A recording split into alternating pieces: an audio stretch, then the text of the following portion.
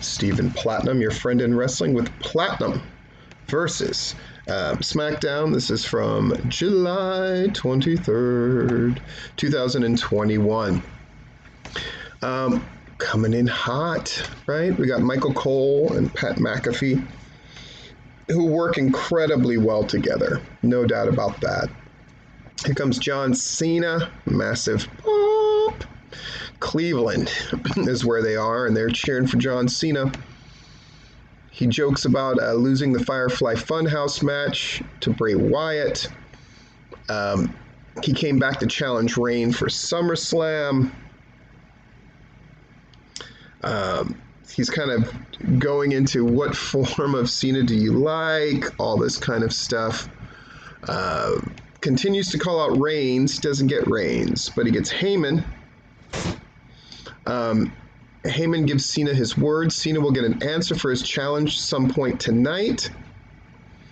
And that's that. Cool. We see how Finn Balor returned last week to take out Sami Zayn with a coup de grace. Finn Balor against Sami Zayn. And it's a good match, but really a dominant performance by Finn Balor. Hits the coup de grace and he wins. Okay. Interesting start, but once you see the end of the show, this all makes a cohesive sense. This was a SmackDown that felt like it got back on track, which is well-timed and much needed. Caleb Braxton is back there with a sad Baron Corbin. He actually lost money on the crowdfunding website. The developer he hired ghosted him after receiving payment. And Corbin had to ride the public bus here and complains about the smell, etc., etc. Here comes Mr. Money in the Bank, Big E, with his Money in the Bank briefcase. We see highlights from the ladder match. He raises the briefcase in the air. Fans cheer. Back from the break, Big E has a mic and his briefcase.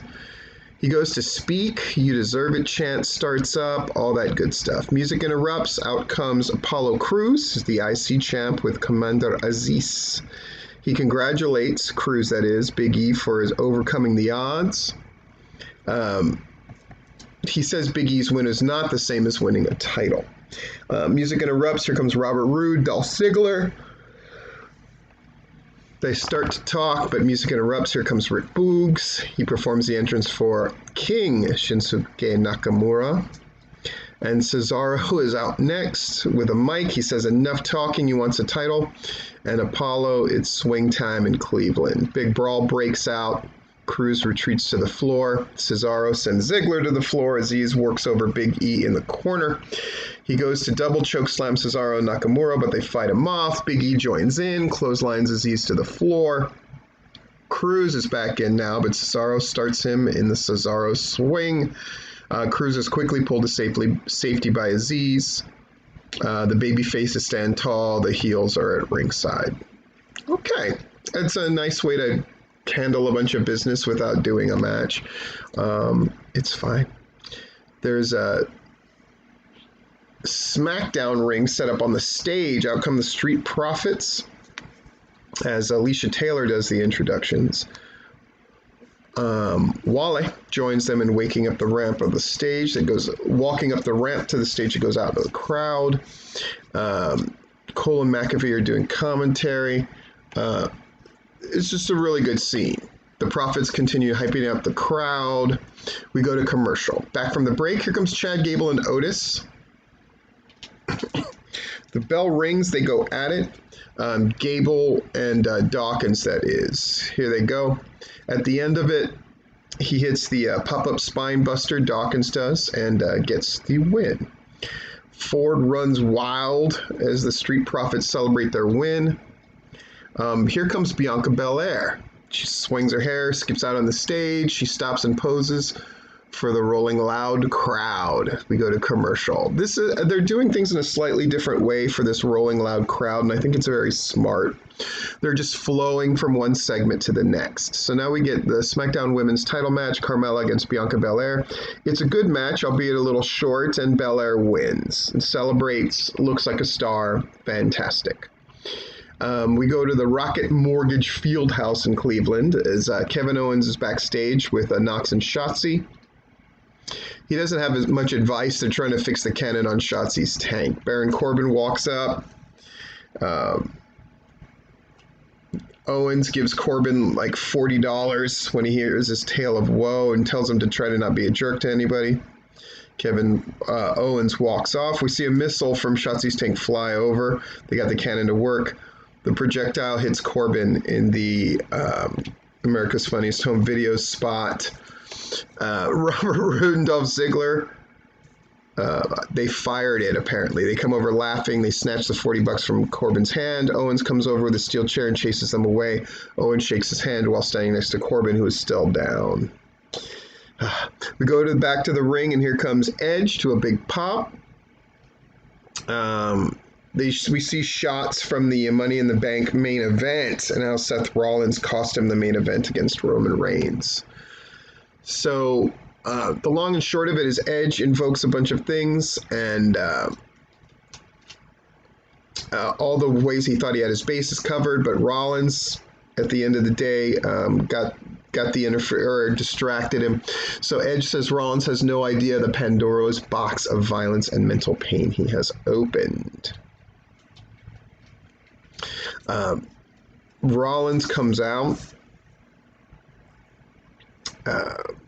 Rollins says Edge isn't stupid enough to put a hand on him, knowing what he's capable of.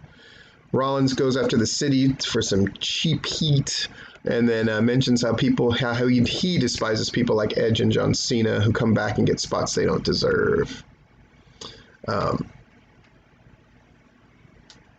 So they're in each other's face.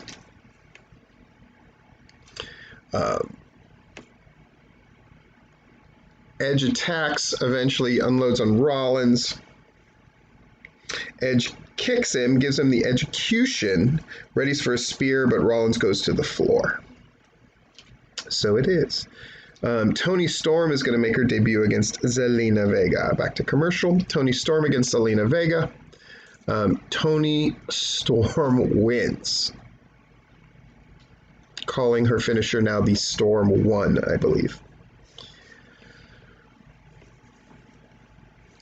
We see how the Usos won the Smackdown tag team titles from the Mysterios in the pre-show for Money in the Bank. We get Jimmy Uso against Dominic Mysterio, and Jimmy Uso wins.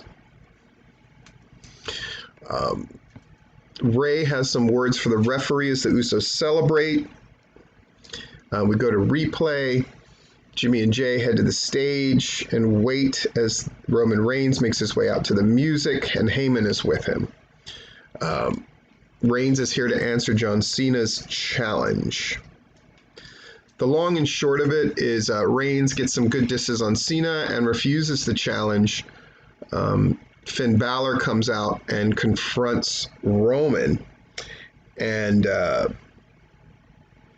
they stare each other down, and it looks like some kind of challenge from Balor has been issued and acknowledged, if not accepted.